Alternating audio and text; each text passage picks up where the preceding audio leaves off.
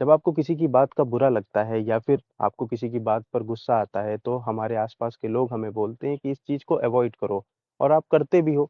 लेकिन आप अपने आप से सच बोलो कि क्या आप सच में उस बात को अवॉइड कर देते हो या फिर आपके अंदर वो फीलिंग रहती है?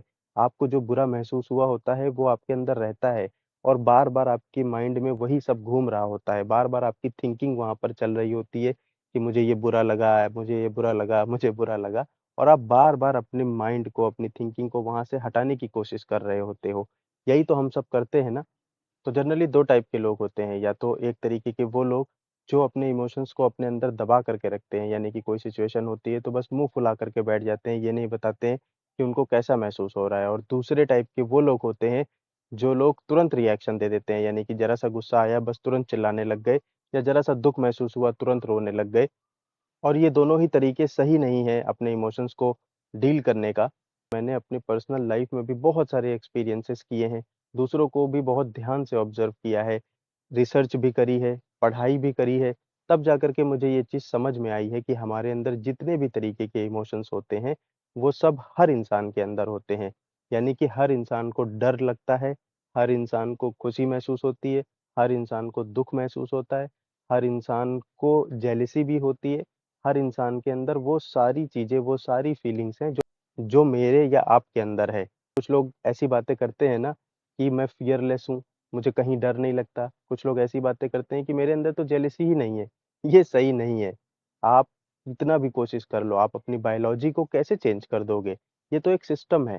ये तो एक बायोलॉजी का सिस्टम है जो ऑटोमैटिक चलता है। हम कोई चीज़ देखते हैं, कुछ एक्सपीरियंस करते हैं, फिर उसके बाद हमारे अंदर कुछ फीलिंग्स जनरेट होती हैं, फिर उसके अकॉर्डिंग हम रिएक्शन देते हैं। ये सब ऑटो पायलट मोड पे चलता है, इसमें हमारा कोई कॉन्शियस एफर्ट या कॉन्शियस कंट्रोल होता ही नहीं है।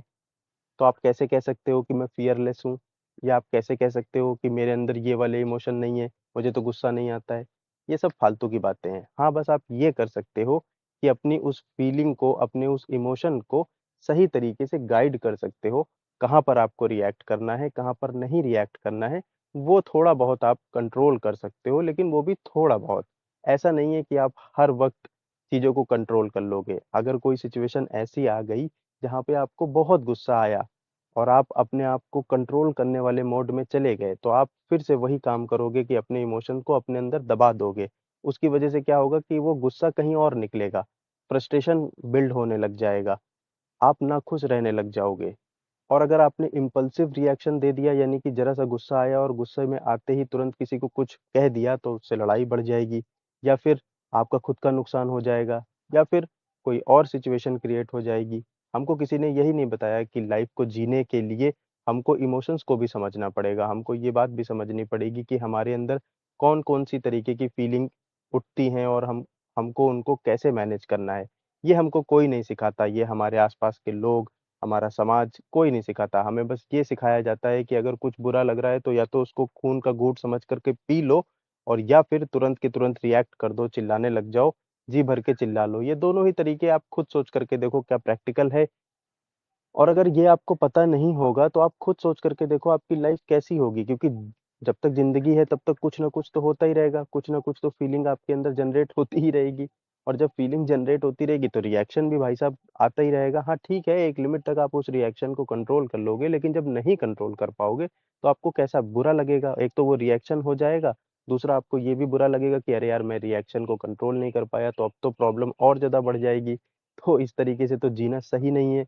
इसलिए इमोशंस को समझ करके उनको मैनेज करना सिर्फ़ प्रोफ़ेशनल लोगों के लिए नहीं है, हर किसी के लिए है। आप अपनी लाइफ़ को अच्छी तरीके से जी पाओ, अच्छे तरीके से खुद को गाइड कर पाओ, इसके लिए आपको इमोशंस का बेसिक नॉलेज तो होना ही चाहिए ना।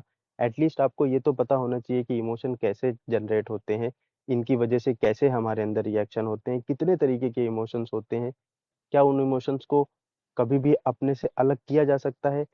या फिर उन इमोशंस के अकॉर्डिंग हमको रिएक्शन देना होता है, उन इमोशंस को हमको इफ़ेक्टिवली मैनेज करना होता है, समझ करके मैनेज करना होता है, देख करके मैनेज करना होता है कि अच्छा मेरे अंदर ऐसी फीलिंग आ रही है।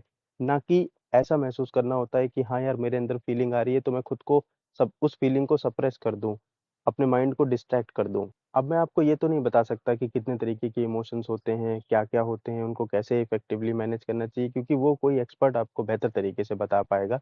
लेकिन मैं आपको ये ज़रूर कह सकता हूँ, ये ज़रूर समझा सकता हूँ कि अपने इमोशंस को मैनेज करना बहुत ज़रूरी है। अगर आप अपने इमोशंस को मैनेज नहीं करोगे तो आप कभी सही डिसीज़न नहीं ले पाओगे, क्योंकि आपके अंदर सोचने-समझने की ताकत खत्म हो जाएगी। जब आपके अंदर बहुत गुस्सा भरा हुआ होता है या आपके अंदर बहुत दुःख भरा हुआ होता है, तो क्या आप सोच समझ पाते हो या फिर रिएक्ट कर देते हो?